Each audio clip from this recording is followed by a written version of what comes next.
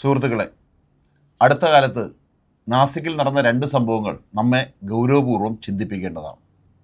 ആദ്യ സംഭവം, ഒരു വ്യാജ ബാബ അശോക് ഗാറാത്ത് ആത്മീയതയുടെ പേരിൽ സ്ത്രീകളെ ചതിക്കുകയും അവരുടെ വിശ്വാസത്തെ ദുരുപയോഗം ചെയ്ത് ലൈംഗികമായി ചൂഷണം ചെയ്യുകയും ചെയ്തു. ഭയപ്പെടുത്താൻ പാമ്പുകളെയും മറ്റ് മൃഗങ്ങളെയും ഉപയോഗിച്ചു. ഇത്ര ഗൗരവകരമായ കുറ്റകൃത്യം നടന്നിട്ടും സമൂഹത്തിൽ വലിയ പ്രതിഷേധമുണ്ടായോ? മതത്തിൻ്റെ പേരിൽ കാവൽ നിൽക്കുന്ന സംഘങ്ങൾ ഇതിനെതിരെ ശക്തമായി പ്രതികരിച്ചു? ഇല്ല. കാരണം ഇവിടെ ഒരു മതവിരുദ്ധത ഇല്ലായിരുന്നു.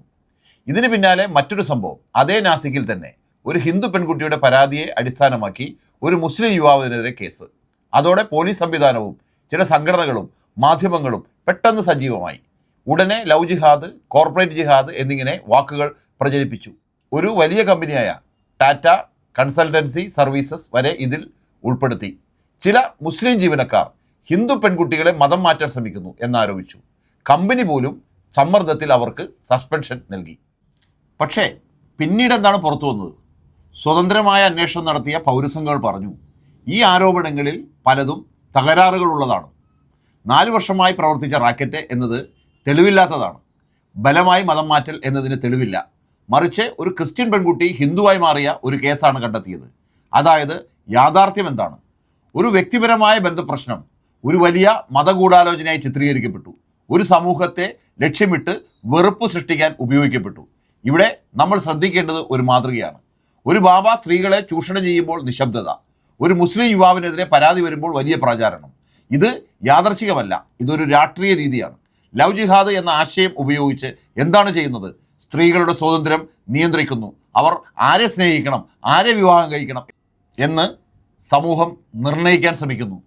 കോടതികൾ പലപ്പോഴും പറഞ്ഞിട്ടുണ്ട്, സ്ത്രീകൾക്ക് സ്വന്തം തീരുമാനമെടുക്കാനുള്ള അവകാശമുണ്ട്. ഹാദിയ കേസ് പോലുള്ള കേസുകൾ അത് തെളിയിക്കുന്നു.